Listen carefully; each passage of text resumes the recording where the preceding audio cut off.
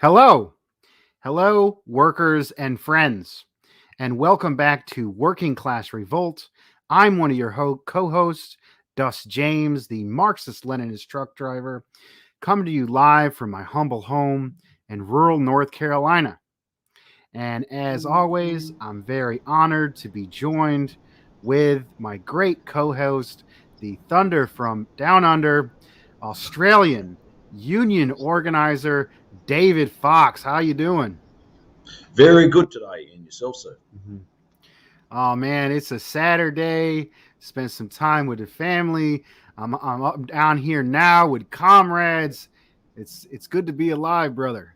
So we are very honored to have with us members of Students and Youth for a New America, the youth organization affiliated with the Center for Political Innovation.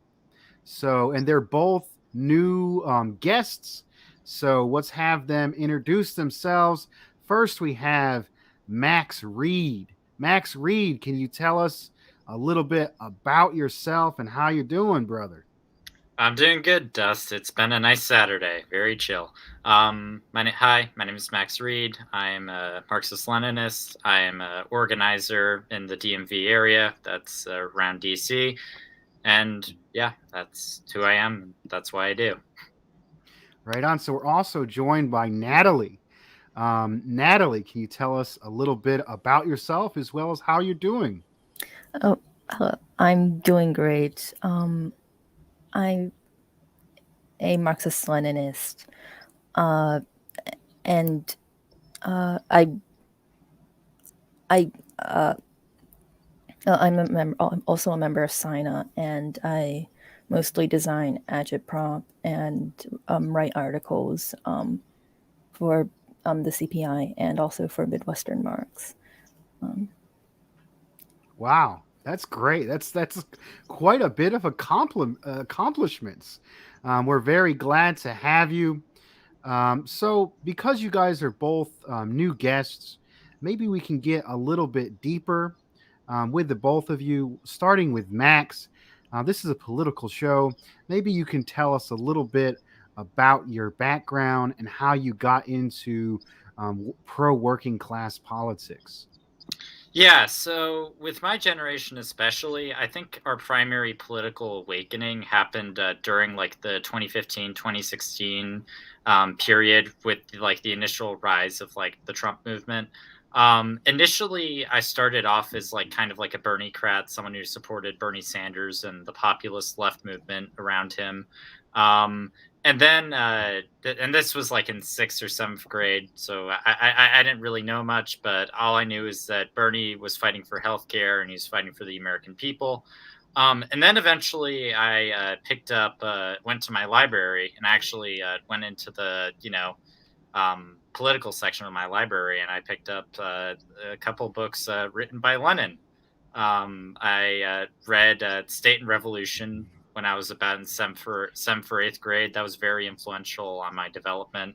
Um, I'd say I became and I got further disillusioned with the Democratic Party. I saw how they cheated Bernie Sanders. I regularly watched Jimmy Dore, who's a progressive YouTuber, which really, put the nail in the coffin for, my reformist streak, I guess. Yeah, I just kind of developed from there. I wouldn't say I became like a full on like Marxist Leninist style communist until 2019 when the coup d'etat happened in Bolivia, where the legitimate government of Evo Morales was thrown out of power by reactionaries. And I think that's what really solidified it for me. I was like, we have to defend the revolution, we have to defend socialism, and we have to have solidarity. I think there's a lot of young people, and I've met them in Students in Youth for New America who've kind of had this similar experience toward me in terms of their political development. The Bernie Sanders movement was a very, very, very big influence on this generation, I feel. And I think that's going to have a big impact on our politics moving forward as we enter the age of the collapse of American liberalism. Mm, very powerful. So, same question for Natalie. Natalie, can you tell us a little bit about your background and how you got into politics. So I guess like I've always been really interested in history, and I suppose, well, it's like, the history to politics pipeline isn't like that far off of anyway, but but really, like, I think what really made so I think what really got me into Marxism, Leninism, and specific and anti-imperialism was reading history. I forgot who said this. I but like if I and this is a paraphrase, but like if it's like if you study history, you either become a communist or you either end up lying to yourself. Um, I but so really like really I I think I originally started out very right wing. Um, I do come from a middle class background, and my parents were very right wing. So like it always, I don't know, like it conservatism is just something that's always been around me. But really, I think it was the Bernie Sanders movement that I guess like it was. I guess it was, well, one, also reading history and reading more about politics, and also the Bernie Sanders movement that really dragged me out of conservatism. A really influential author that for me was Michael Parenti. I think his I think the first book that I read, the first book of his that I read was Black Shirts and Reds. And he goes into really great detail about how the capitalists, England, the US, not only like that they actually helped the Nazis in Germany. They helped the Nazis in Italy, because they saw that there was a huge socialist wave, or there was in like those countries, and they didn't want those countries. Obviously, they wouldn't want those countries to become socialist. So, like, yeah, they helped the Nazis, and also just the fact that they also, especially the U.S. Propped up a lot of dictatorships in Latin America, in Africa, in Asia, and they still do that now. Yeah. Sorry, I went on a tangent, but No, it's very good. Very informative. Yeah, I mean, you can see how we get told our whole lives that America is the best country in the world. It is the beacon of freedom and democracy. And then read history. They funded the Nazis. They helped the Nazis get rise to power. They're funding dictators all over the world. They're keeping countries in poverty for the benefit of few monopoly capitalists. And it can make you angry and infuriated and wanting to do something about it. And that's exactly what you guys have been doing, designing graphics, writing articles, forming organizations. It's absolutely amazing. Brother David Fox, before we talk a little bit more about SINA and their work, do you have any questions for our young comrades? Yeah, just one mention though. It's interesting because we still get this today, and even when I was growing up, that Australia was the best country in the whole entire world, not the US to us. So obviously we were the best. Wherever we go, we actually mentioned it as well. So it's interesting. Our own national bourgeoisie like to always say, whoever's the best country. I'm sure people in the UK would say the same thing, and everywhere else. Just a couple of things. You mentioned about you touched on how you actually came into Marxism, Leninism. That was there any specific influences, like people that influenced you And this is a question directed both of you. Obviously, you mentioned any particular influences. You mentioned Michael Parenti, and also I was going to ask you to recommend any books. So I actually do have the book Black Shirts and Red Shirts as well. So they've, which mind you, I've got to get around to reading yet. So, but you actually mentioned there, recommend any other or further his books. But furthermore, there's any other influential characters that brought you into Marxism, Leninism? Comrade Max. Yeah. Okay. In terms of Michael Parenti books, I would recommend A People's History of Rome is pretty good. That goes over Julius Caesar and the struggles within the Roman ruling class and political divisions in Rome. And also To Kill a Nation, which goes over the NATO war in Yugoslavia and how they destroyed Yugoslavia. In terms of specific influences, I mean, I feel it was less like specific like influences just beyond like theory, Marx, Lenin, and people like that just drifted me toward Marxism, Leninism. I think it was just the environment that I surrounded myself with. I saw the failure of the Social Democrat and the Bernie movement to really take over the Democratic Party. I saw like how AOC and people like that supported imperialism, supported the coup d'état in Bolivia. Didn't say anything about Julian Assange, didn't say anything about the sanctions on Cuba. And I just saw the overall trends in the world. And like, that created kind of a feedback loop, I think, where like I progressively became more open to like Marxism, Leninism, as opposed to like, a lot of other people followed different trajectories where they get stuck in the Bernie crap movement or libertarian socialism. But yeah, it was a long process, but I feel like it's very reflective of like general political trends within my generation of slowly being like radicalized by the just the overall situation we're in. I mean, young people nowadays, we got to worry about college debt. We're not going to be able to start families or raise families until we're like in our 30s or even later, like with the level of economic burden Generation Z is going to experience. And just the material conditions in America get worse and worse for all of us. And I mean, my generation has a really stark choice. It's between socialism or barbarism. I'm just going to put it like that. Very powerful.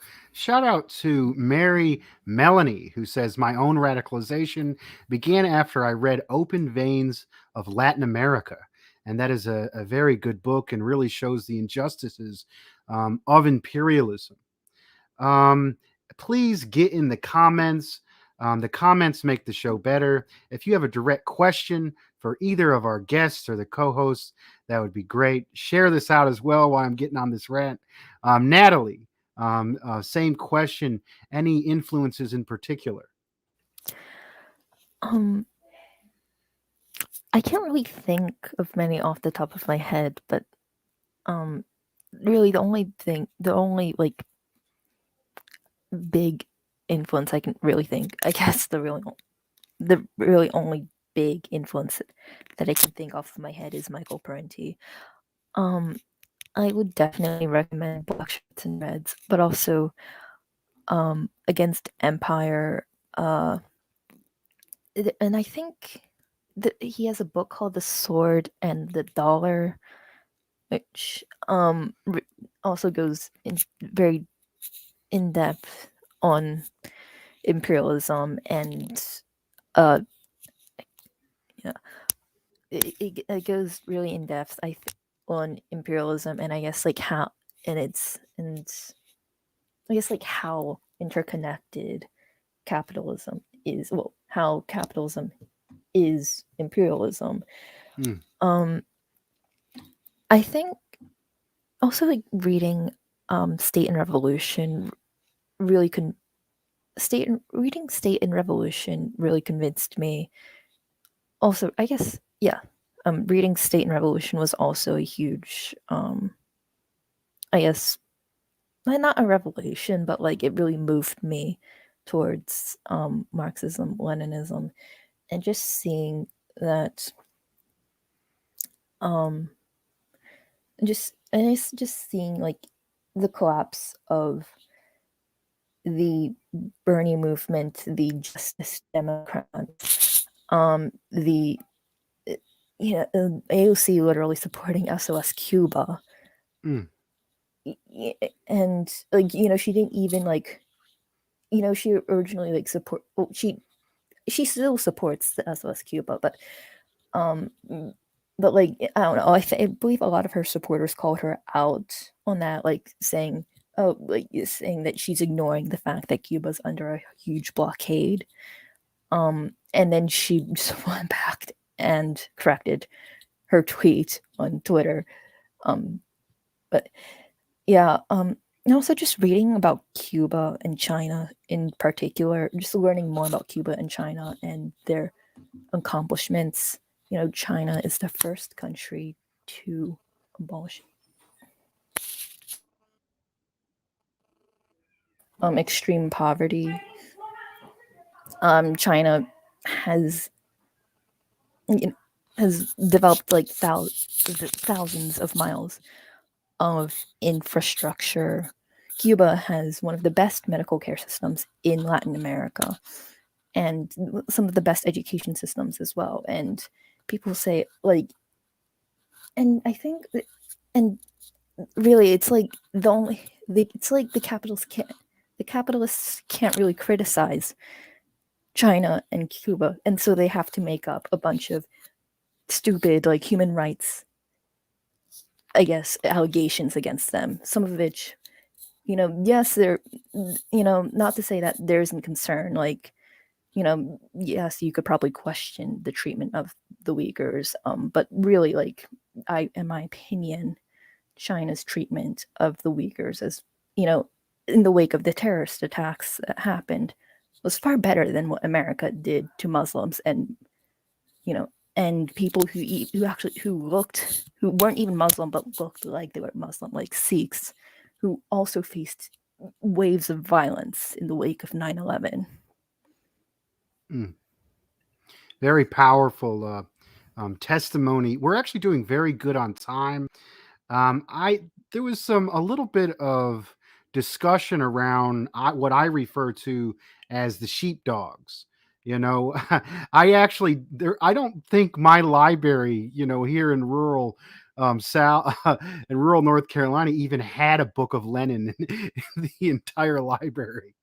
It was actually people on the street in the labor movement and in the anti-war movement that pushed me into reading Stalin and Mao. And then once I read Stalin and Mao, who speak so clearly and and are actually making these huge accomplishments, it was game over for me. I've been I became disillusioned with Obama. So when Bernie came around, it was like, this is another imperialist. I didn't fall for it. This is sheepdog imperialism. He jumped in front of the coming interest in socialism and steered it in a direction that was beneficial to the imperialist class and actually defused and pacified both revolutionary understanding and activism. And if you go out there and say that to somebody, a young person who is just getting involved, and they see, that's the best. I often say, even they best ain't shit. Is the way I formulate it. But how can I say that and get that through to people without without them being completely turned off and not wanting to talk to me? How can I be more, a little bit more nuanced and help bring people forward? Because you guys made that step. Start with Max. Yeah, I think it's a question of age, honestly. I think, and it's also a question.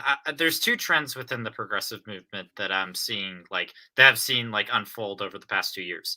I would call there's the left faction, which is basically Jimmy Dore, actual anti-imperialists, force the vote, People's Party, people who fall into that camp, who are disillusioned with the Democrats and are willing to make a clean break with the Democrats, versus more the establishment progressives, which is, the Young Turks, Sam Cedar, people like that.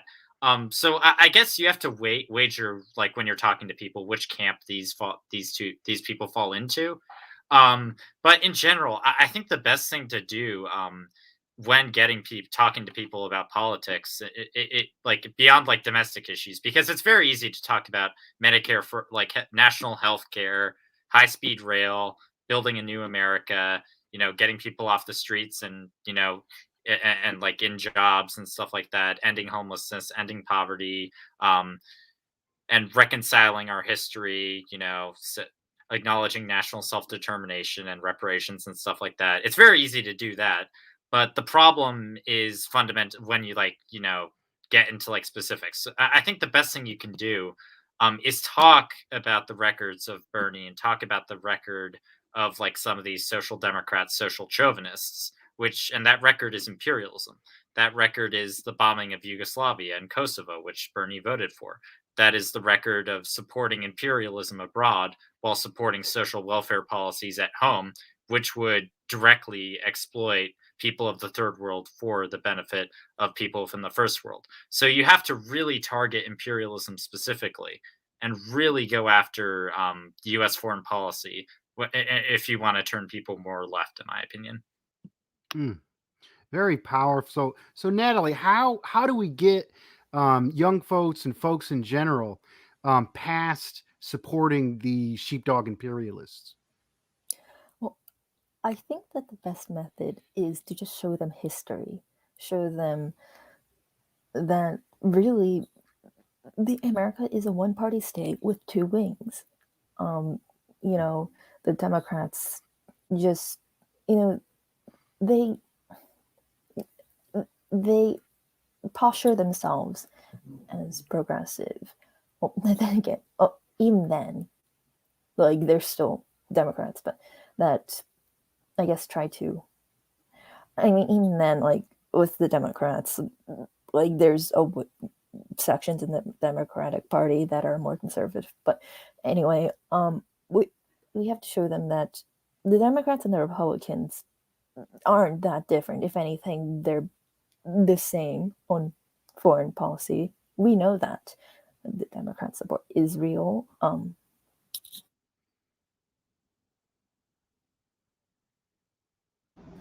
Okay. A lot of the Democrats supported the Iraq War. You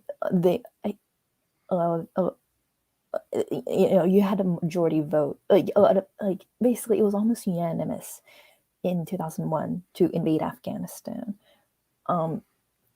It's not a matter of two different parties. It's the fact that the Democrats are just this smarter imperialists.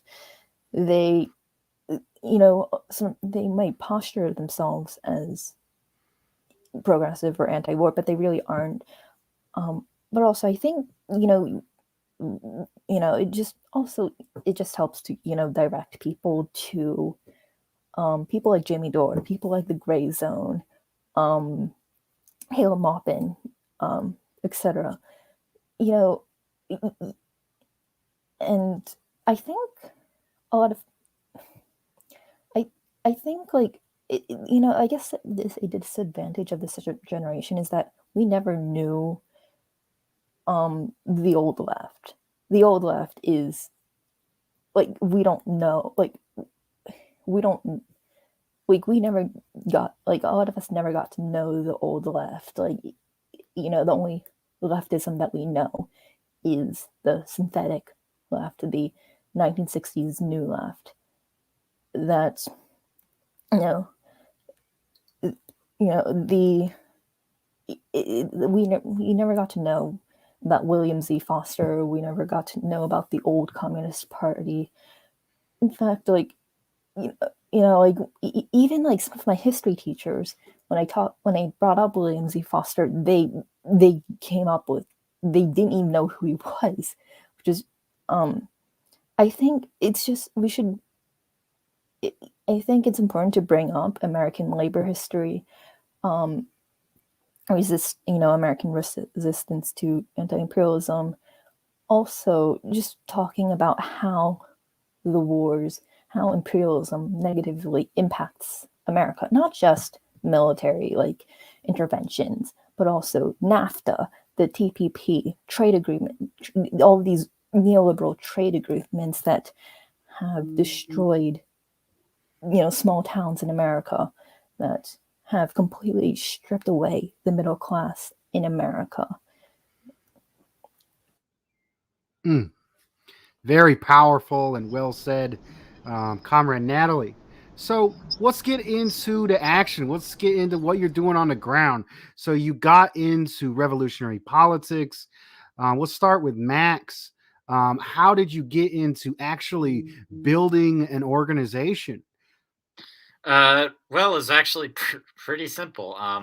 I got on a CPI call one afternoon. I talked with the people on that, and I believe I asked like if there's like a youth affiliate or for like young people, and there was, and it was Students in Youth for a New America. Then I emailed our current vice president, Gavin, and and I got right into it. I started building my local branch. I brought together people of very different backgrounds, and we began doing like mutual aid stuff during the winter of 2020, 2021, and just really good stuff. And it was also like an awakening experience for me. Like I never saw homeless encampments or like bunches of tents together like ever before until I really went into Washington D.C. and started working on like mutual aid and like homeless shelter relief stuff and other stuff like that with Students in Need for New America. So there's that aspect. A big priority of Students in Need for New America is to get off the computer and get into the high school. There's a huge opportunity for the left, like I mean, really huge opportunity for the left. Like not even at the college level, but at the high school level, because during high school and during like the formative years of like 16, 18, around there, people really develop their political ideas and political identity. So it's a big priority of Students in Youth for New America to educate the youth of our generation on imperialism, on the struggle for national self-determination, on the struggle for black and white united fight in class war. And that's really that's really like the emphasis of our struggle. In terms of SINA's work with other groups, we are open to working with any groups that want that aspire for a better America, an America without racism, an America without poverty, an America where everyone can be guaranteed a job, a home, and decent transportation. Yeah, and we've been building chapters all across this country. We've really tried to focus especially on rural America. There's a lot of socialists in this country who are stuck in the cities, and there's socialist groups, the XQZ, the YWP, all these groups, and they only have sections within like major cities. What SINA is really trying to do is not only be in the major cities, but be in the hinterland, be in the countryside. And we have several branches that are being built in rural Indiana, in rural Missouri. Like we really want to get like out of like the major cities and into the countryside, because that like the quote unquote flyover states, as a lot of snobbish liberals and suburbanites say, they're the American people. Those are the people who pack the meat, they pack the food. Those are the truck drivers and those are the people who transport the food across the country. Those are the people who bathe, who feed us. Those are the migrant workers who are struggling to get by day under the threat of ICE and deportation, even though they work in America, and they are American to me. And we have to we need solidarity between workers and peasants, and and SINA is really trying to do that. We're really trying to unify people of various backgrounds: Orthodox Christians, Muslims, atheists, Catholics. It doesn't matter what religion or what God you believe in or not. Like all that matters is the struggle against imperialism, the struggle against racism, and the struggle for class unity. Very powerful and well said. So, Natalie, how did you go from starting to get into revolutionary politics from an ideological standpoint to actually putting in work and making these graphics and writing articles for these great organizations that you've mentioned?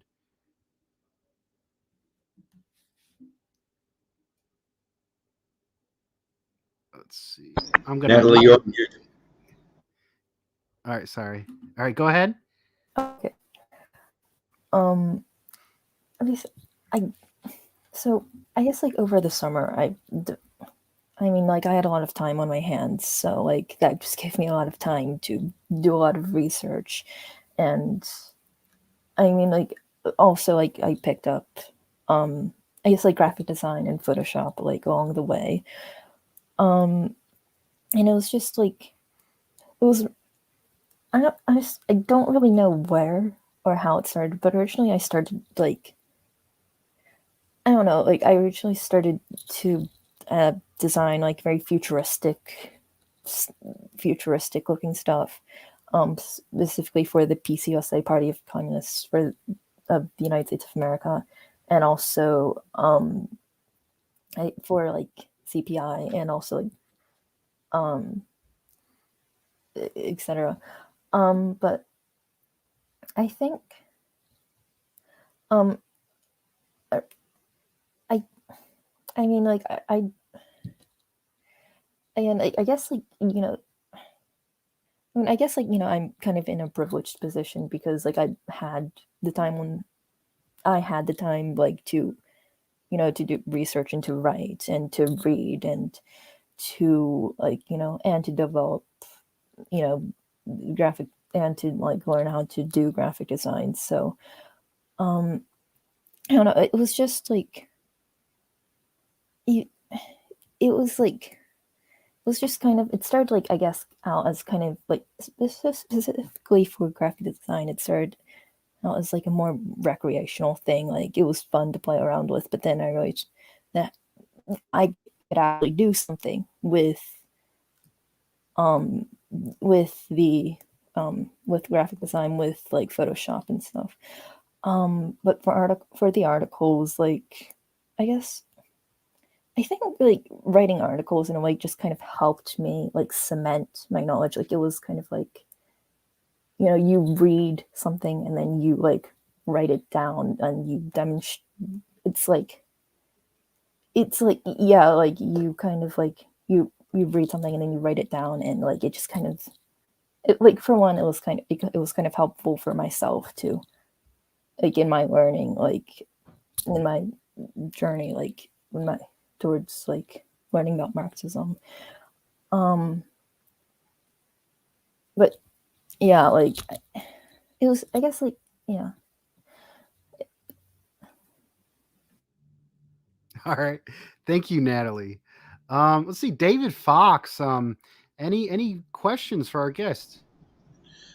So I was just thinking one about also international connections as well, and if you guys are actually developing any international connections with other youth organisations around the world and specific countries as well, if you could mention them. This ties in well with a question from one of our Yes. guest here. Socialist Carper says, "Do you read any foreign media outlets or news of the world? Why do you trust? Could Who I do you trust for info?" I mean like could I comment on this like okay, so I mean, I get most of my information from foreign media outlets. Um, I know, I know. Call me what you want, a Russian like agent, but whatever. Um, yeah, so RT is a really great source. They aren't communist by any means, but they still are a pretty great source. For for stuff about Russia, the former Soviet Union, um, and also Prensa Latina. I'm not sure if I pronounced that correctly, but that's Cuban like national like news media. Telesur, also CGTN is pretty great as well. And that and I think I think there's also like a Nicaraguan national like news outlet called the Voice of Sandinismo. Um, it, I think they do English articles, but like you could also, I think like it depending on your, I think it could, like it can also like auto translate. I'm not sure, but if you what, but yeah, also just reading like communist like party newspapers from across the world. Grandma is Grandma GRANMA. is the Cuban like Communist Party like newspaper. Yeah, I think also just the Gray Zone, Richard Medhurst, and Kevork Almasian, you know, are great sources for the Middle East. But you know, the Gray Zone in general is pretty great overall for basically almost every region. Yeah, in terms of international connections, I've talked to people. I've talked to some French youth about what they're doing over there. We haven't we've really focused on like America, so we haven't like focused on developing international connections. But it will be a thing to do. We're definitely going to do that at some point as SINA continues to expand, as we continue to solidify our presence online and also in our communities. In terms of where I get my news from, my primary source of news actually is this really good podcast called The Critical Hour with Garland Nixon and Wilmer Leon. They actually broadcast right out of DC, and they are very, very good. They talk Very about they talk about international stuff all the time. They talk about America. And they have a lot of good guests. They have Caleb on. They have who else do they have? They have a lot of ex-military people who have really interesting perspectives. They have dissidents, people who have been hunted by the intelligence agencies on. They have a very, very, very good podcasts. But I also get my news from RT, CTGN, and actually, I do read The Economist a lot just to see what the other side is saying, the official line. The Economist is very good because, like the Wall Street Journal, it's not giving you the propagandized, liberal, tainted version. It's giving you just the straight facts. And yeah, that's that. In terms of news, that's at least where I get most of my news from. Very good. Go ahead, Comrade Fox. I was just going to add on that. I was also, I've listened to the Critical Hour, but also another one that's on Sputnik Radio is By Any Means Necessary. I think Jackie Lukeman, the other commentator, but they actually do a lot of labour struggles, and it's really just grassroots, down to earth stuff. You know what's going on, labour movement elsewhere from their perspective, and also I'm led to believe Black Agenda report as well is really excellent. And I just wanted to link it up to what you mentioned earlier with the Democrats, you know, about the political parties. And as I think, Natalie, you mentioned it, being the two wings of the same party. George Galloway mentioned it in there, and I love George. George Galloway is great.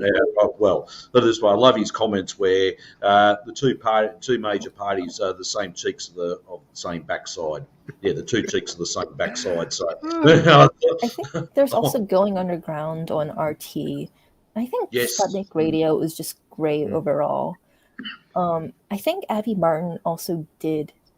I think she still works at Telestar. I'm not sure, but she did I think in 2019, along with Anya Parmpill and Max Blumenthal, they I think did a series on what was going on in Venezuela, which was just really, really informative. And I'd suggest everybody go watch that series.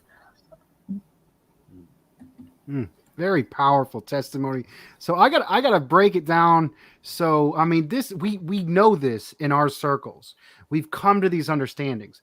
But when we go out there and we try to tell this to folks, you know, you talk to somebody who's a Fox News watcher or an MSNBC, and they're like, we think for ourselves, even though they're repeating, you know, monopolist, imperialist media, and they say you are being brainwashed by China, evil China and evil Russia. And how do we explain this to folks? You know, I mean, my response is, you know, maybe it makes sense that somebody who's funded by a popular anti-imperialist government, like China or like Russia, which is tied in to the anti-imperialist bloc, that, you know, that basically stabilized Venezuelan oil, has given support to Assad in Syria, people that are being destroyed, people who are having U.S.-backed terrorists overrun their country. Maybe there's a reason why they speak a little bit more of the truth than those monopolies that are profiting from these wars. Maybe you can talk a little bit on that, Max. Yeah, I mean, in terms of talking to people like who aren't usually are either like centrist, liberal, or just conservative, the best thing you can honestly do is see where you have to get down on their level. You have to see where they're coming from. You have to pinpoint. You kind of have to, and you have to find common ground with them. You have to learn how to talk to them. Like if you talk to like a conservative, if it, like the same way that you talk to a liberal, you're not going to get through to them. Liberals are very focus a lot more on morality and a lot more on like they have they're very in terms of their politics. I think liberals are like more idealistic, more like but at the same level, like it's sometimes harder to talk to liberals than it is to conservatives. Conservatives, at least the ones I've encountered, are very to the point, very plain spoken, will tell you what they're thinking. And it's, in some cases, it's actually easier to convince conservatives I've come across than it is to liberals, like towards socialism. Like for instance, with a conservative, like I would be, like how Russiagate like lied against like Trump and them, and how like the FBI like prosecuted people, and like how like and stuff like that. Do you want and then I'd say, well, the same FBI that prosecuted Trump, not saying that Trump's good, was the same FBI that prosecuted Fred Hampton. It's then killed Fred Hampton. It's the same FBI that destroyed the Black Panthers movement and still is attacking the Black community to this day. Activists in the Black community are constantly labeled by the FBI at Black identity extremists, but in most cases they are either fighting for their communities to be run by their people and to have influence within their communities and to stop police brutality, but they're labeled extremists by the FBI. And you have to connect that. You have to get on a common ground with these people. And with liberals, especially, you have to attack the fundamental assumptions that they make about the U.S. and the way like the US acts around the world. Like a liberal would say, hey, like, yeah, the US isn't perfect, but like, China and Russia are worse. Well, you have to talk about Ukraine. You have to talk about, yeah, well, the US is supporting neo-Nazis and the people who, fought with Hitler during World War II in Ukraine. Whereas Russia is backing the anti-fascist forces that, are trying to achieve their national self-determination and also, fight fascism. It's and like you have to really like try and like get like the what's a good word for it, like the blinders off people's eyes when it comes to this stuff. With conservatives, like you really like you can do it with anyone, in my opinion. There's no one who cannot be, in my opinion, turned into a socialist, and you just have to go about it the right way. And in terms of my generation, it's very easy. There's already the underlying material basis for poverty and just like destitution for my generation that we're going to be facing, and people recognize that material reality because they they're working multiple jobs, they're in school, they have to worry about college, they have to worry about future, they have to worry about their family, they have to take care of their brother, sister, loved ones, people like that. And so you really have to with my generation, it's very easy. Like you have to say, hey, we're fighting. We don't want the U.S. to be involved in all these damn wars. We don't want the U.S. to be backing these Nazis all over the place. We don't want the U.S. to be propping up oil tycoons and dictators around the world. We want sovereignty. We want, healthcare here. We want infrastructure, and we want a better life for the American people. I mean, it's that simple. Very powerful. Go ahead, Natalie. I think when it comes to talking to liberals, I think you do have to like confront the narratives head on. Like you can't dance around that.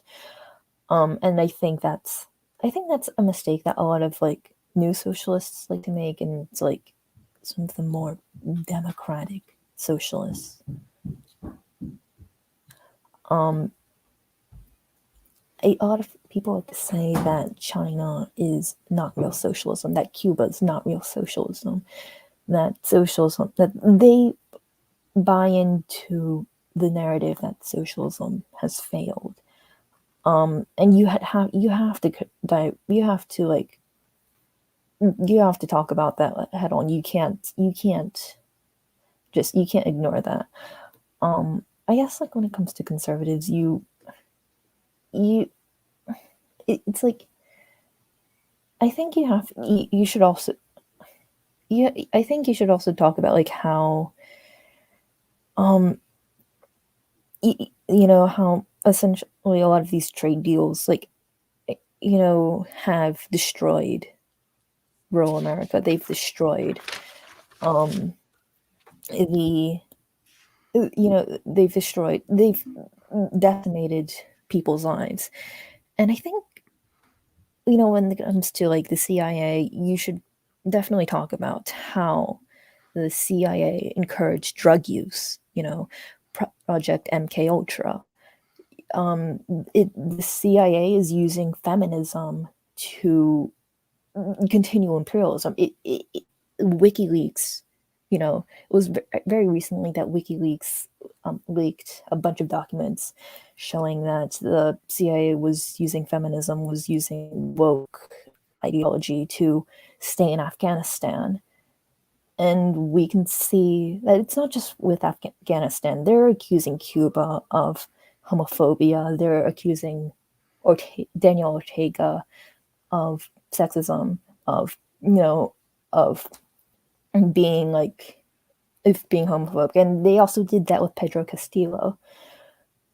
You have to acknowledge that. Like, I'm not saying that you should be like you should adopt. You should I guess. I mean, again, everybody has their own views on social issues, and I think you shouldn't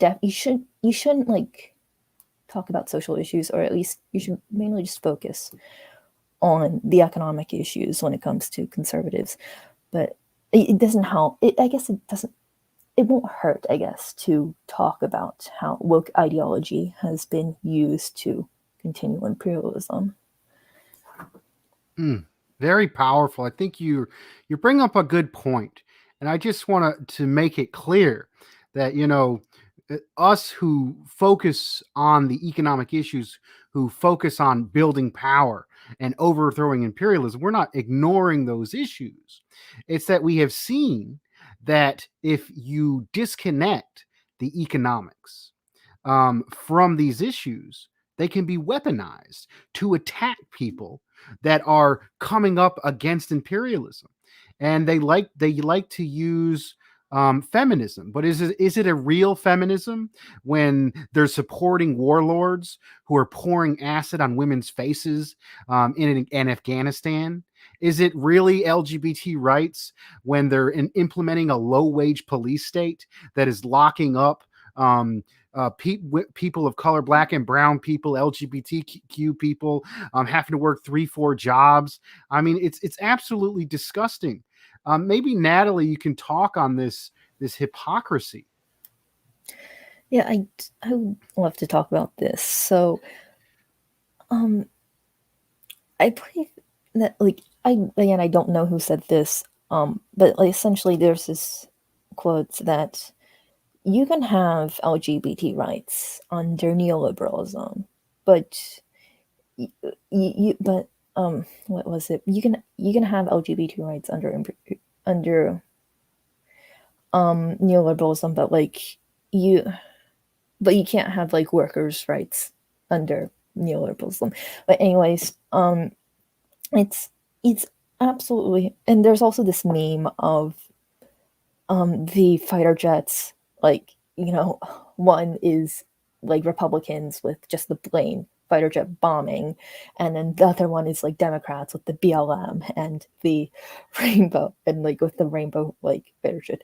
But it's just Democrats essentially just Republicans they just say, oh, we're going into Afghanistan, we're going into X country to do destroy, we're going to steal the oil. Trump said that blatantly. Sometimes they might say, oh, we're going in to fight terrorism, but I think people in general are a lot more they're a lot more suspicious of Republicans. Whereas with Democrats, like the Democrats have just developed enough of a veneer of progressivism that people think that when a Democrat does imperialism, that it's for good reasons. But I'd also like to just talk about the hypocrisy relating to socialist countries and wokeism in socialist countries. Specifically when it comes to Cuba and to China, a lot of people like to say that Cuba is homophobic, but when in reality, trans reconstruction surgery, I think, or I don't know, transitioning is free in Cuba, which is something that can't be said in America because, for one thing, healthcare itself isn't even free in America. You have to pay exorbitant amounts of money to just, for normal people have to pay exorbitant amounts of money for healthcare, but when you're trans, you have hormones and you have facial reconstruction. Again, I'm not trans, so I can't really comment on that, but that's also I think Cuba has subsidized housing, or housing is a lot cheaper in Cuba, so and jobs in general are the social the the jobs there's a lot more job security in Cuba. It's a lot harder to get fired because of the state legislation in Cuba, but also there are unions in Cuba, which is something that a lot of I think there's also a contingent of the left that says that, oh, socialist countries are hostile to unions. No, they aren't. But also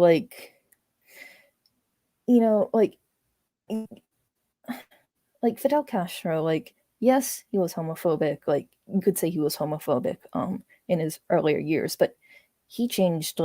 He changed and he grew and he changed his position in 1979, which is something that you can't say with America. America, there was an HIV crisis in the 1980s, and I believe Cuba was actually the first country to completely get rid of HIV transmission from mother to child, HIV transmission. So in my opinion, Cuba's done a lot more for the LGBT community than America. Yes, they live under a blockade, and that greatly hinders progress and that does greatly hinder progress. But I'd say that Cuba is doing far, even under the blockade. Cuba has a really strong social safety net. They even if wages aren't that high in the state sector, there is a huge social wage to compensate for that. Medical care is free, education is free. So, and it's not life isn't again, life isn't luxurious in Cuba. It's not paradise, but it's it's definitely they aren't dying, or they aren't victims of this horrible regime. In fact, I believe in 2009, or in the early 2000s, there was a referendum for a new change in the constitution, and it was a vast majority of the population and it discussed and debated, and they agreed on the new constitution, which it's difficult to change the constitution in the United States, never mind get progressive legislation passed in the United States. Whereas with Cuba, there is a great level of grassroots democracy, and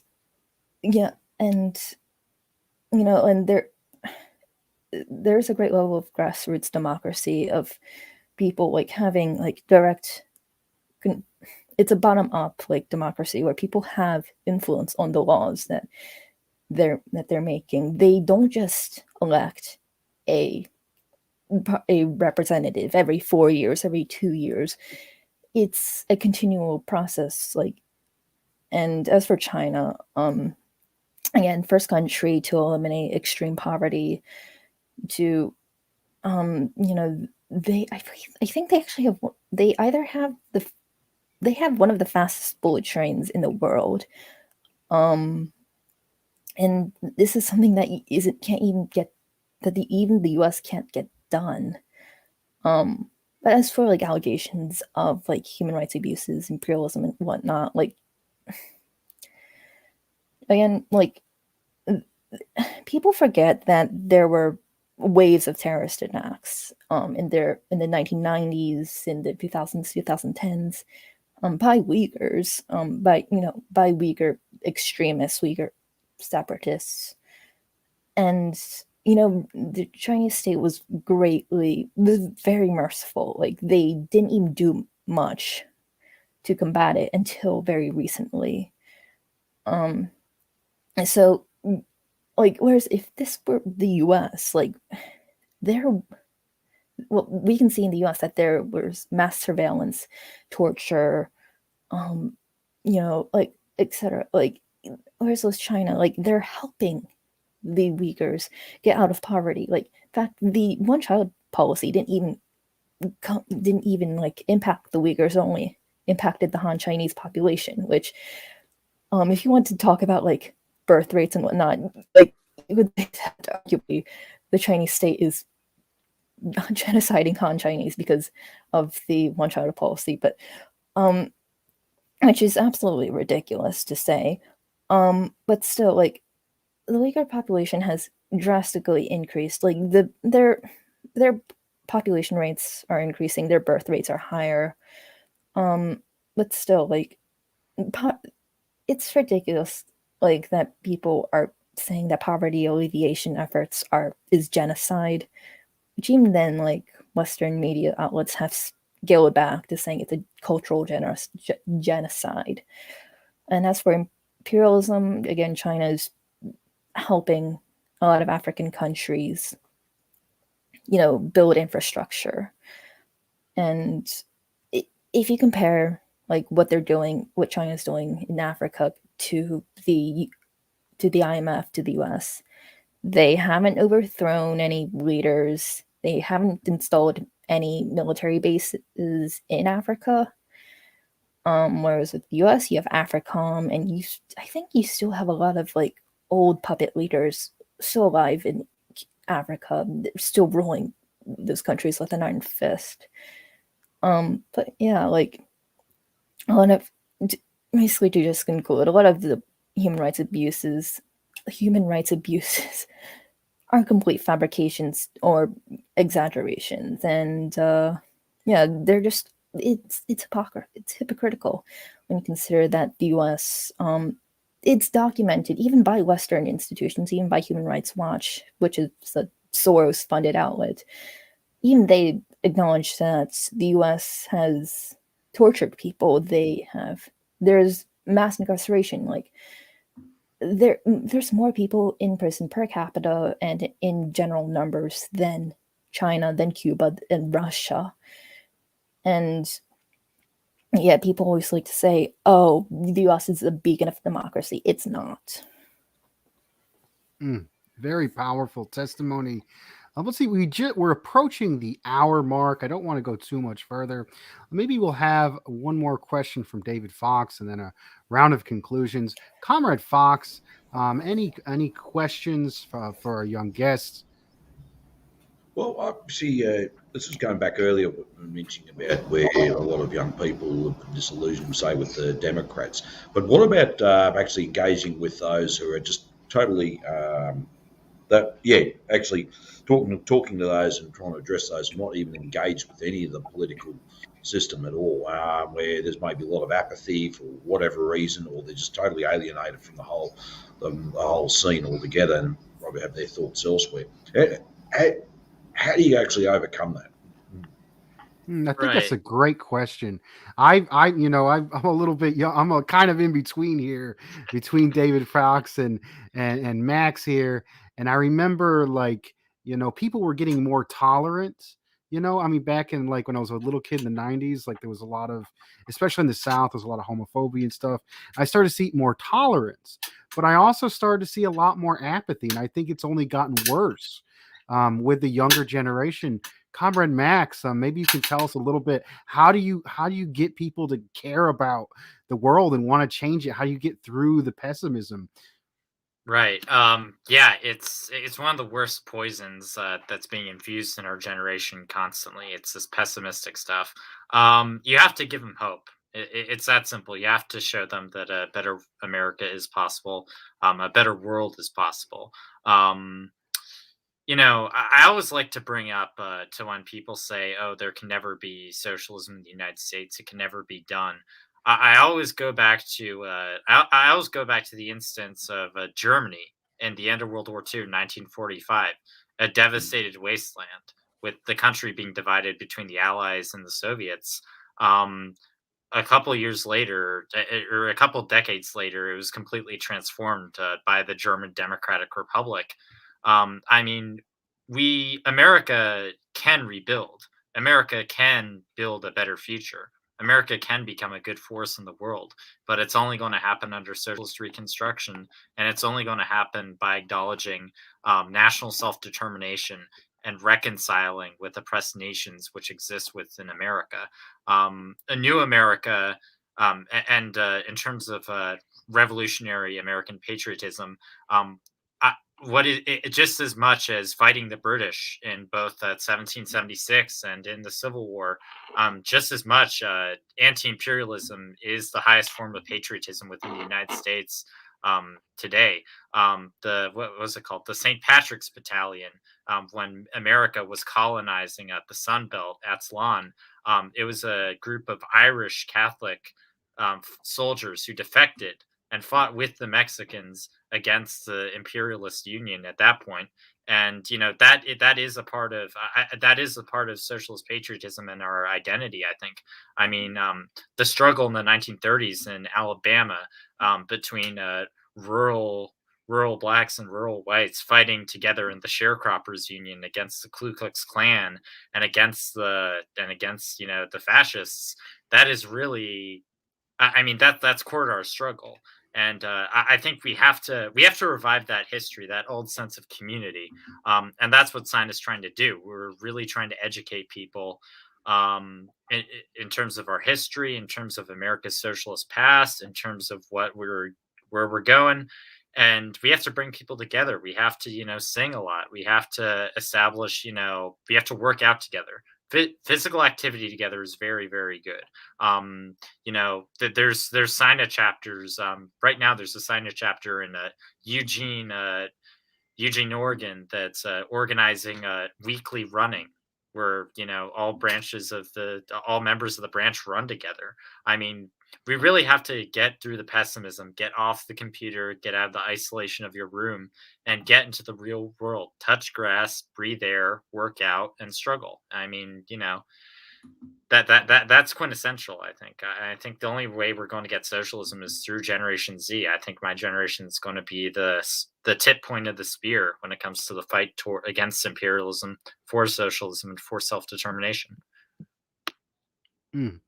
Very powerful. That actually lined up really well with my last question. So let's go to Natalie. So you're part of an organization called Students and Youth for a New America. What is this vision of a new America to you? I think my vision of a new America is, well, for one, as Kim Hoppin says, it has a government of action that fights for working families, where production is centered around use and not profit. And that is just socialism. It's that simple. It is production for use, not profit. And it's also, a new America is also a country that acknowledges the national liberation of oppressed nationalities. I personally believe that if a contingent of the Black community wants to separate, then they should be able to have that ability. The same goes with the Chicano people. If they want to break away, then they should, as should the indigenous people in America. I think I guess like a model like we could look at for that is with Nicaragua, where the Nicaraguan government does give a lot of autonomy to its indigenous tribes. In fact, I think you actually have to get a separate visa in order to even go into like indigenous land in Nicaragua. And they also I think there was also an additional party for indigenous people on the ballots. Indigenous people could vote for an additional party there was another party included on their ballot, but still I think a new America is to put it concisely, is one that, again, that gives minorities, gives oppressed nationalities the right, it liberates oppressed nationalities. It allows them to either integrate or separate, and it also completely gets rid of the anarchy of production. Right. And further explaining upon that, I think either way, regardless of which way oppressed nations decide their fate and their future, either within America or without America, I mean, as a continent as a whole, I think all of us will be linked together either under one flag or under many in building socialism in America. I think that Canada also has very similar conditions to America in terms of you have the national question when it comes to the Quebecois, when it comes to the oppressed Indigenous and Natives up north. And I think we really need to focus on unity between all peoples so we can fight against imperialism and we can really build a new America. Thank you, Max. So we're coming to the end of the program. Maybe we'll do a round of concluding remarks. Starting with Comrade Fox, what did you get from this? What can we walk away with here? Well, that's some very interesting insight from you guys, and I think you're doing some great work there, and some very important critical work as well. I think it's vital that you keep doing it as well. And I think, actually, Max, I'd just like how you mentioned there about give them hope, and you actually relate to the CPI's program of government of action that fights for working families, and we've been talking about that a lot here as well. And I think that's something to take up. And then we're looking at examples like Nicaragua, where we're talking about self-determination, or which way people in oppressed nations that in struggle. I also, just like I mentioned just before the show, I'll just briefly talk to you. On Friday afternoon, I was at a vigil for Julian Assange, free Julian Assange. And I just hashtagged it as well, and someone else did as well. Thank you, Parasocialite. We hit free Assange. It's still an ongoing campaign. He's still locked up in Belmarsh prison there in the UK and could be extradited to the US. And I believe he'll be going on trial just actually not far from stone's throw from where you live there as well. So, look, I mean, maybe it's something especially for young people out there, if they want to actually get themselves involved in something, maybe start there if they'd like to. It's simple. You can do what you need to do is make up a simple banner, Collicate, whatever, paint on there, free Julian Assange. There's plenty of groups that we maybe get in touch with them and grab some extra information.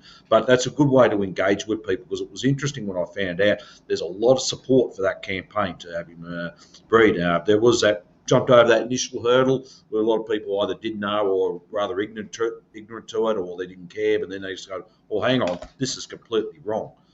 He didn't do anything wrong at all, just exposed the fact of the imperialist lies of what they was really getting up to. It's not actually in the mainstream media. So it's something worthwhile doing. You could be living in a small town to a large city. There's nothing happening, or maybe you'd link up with a couple of people and say, would you like to do this, say, on a Friday afternoon? It's peak hour, everyone's about going home, but in a place where traffic and everyone can see it, don't have to do much at all. But in that sense, it doesn't require too much effort. But it may be, just trying to summarise what's going on here. If it's putting the words into action, and it's a one way of engaging with people. Very powerful. Let's see. I think this is absolutely inspiring. I'm a 30-year-old truck driver from rural North Carolina. I'm sick and tired of, we were facing inflation right now. I went to the grocery store today, and the same amount of money a few months ago can't buy nearly as much meat to put on the table. And I'm angry, and I'm looking for something. And I want other people to get involved and do something about it. We got 2 young people, 2 students on here. We got a union leader from Australia, and we're coming together. We need these kinds of conversations all over the world and all over the country. I want you to get involved. If you're a young person, I want you to reach out to Max or Natalie, and I want you to join Students in the Youth for a New America. Look into the Center for Political Innovation. They're a great think tank that you can get involved in. If your focus is on, the rights of African Americans or Chicano people, join or start a Chicano nationalist organization. Get involved and do something about it. So we'll end with our young folks. David, did you have something before we have our young folks take us out? I also mentioned you guys are on the right path. You're doing excellent work. Keep up the great work. Yes, you'll make mistakes. And sometimes you think, what have we done here? But that's all part of the self-criticism and self-criticisms to continually improved. But you are on the right path. You're doing fantastic work. And actually, I have to admit, you guys are an inspiration. And I hope actually you guys have actually a model to inspire, but even for the youth here in Australia as well. Let's see, Comrade Max, what would you like to leave the viewers with today? Yeah, I mean, you can. We have a website. We're part of the Center for Political Innovation. So just go to the CPI website. There's a section for Students in Youth for New America there. Yeah, I mean, have hope, comrades. I think there's too much pessimism in the world right now. The youth of America really need to be mobilized to fight for their rights, to fight for economic justice, to fight for healthcare, to fight for the American people. We have to. I mean. And it's this perfect synthesis. It is basing the revolutionary traditions that America has, which is the fight against slavery, the fight for unions, the fight for civil rights, and the fight against fascism.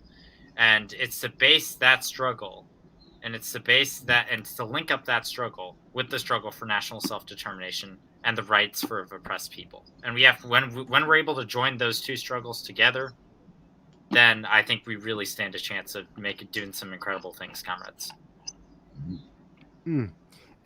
I think Natalie may have had to leave us.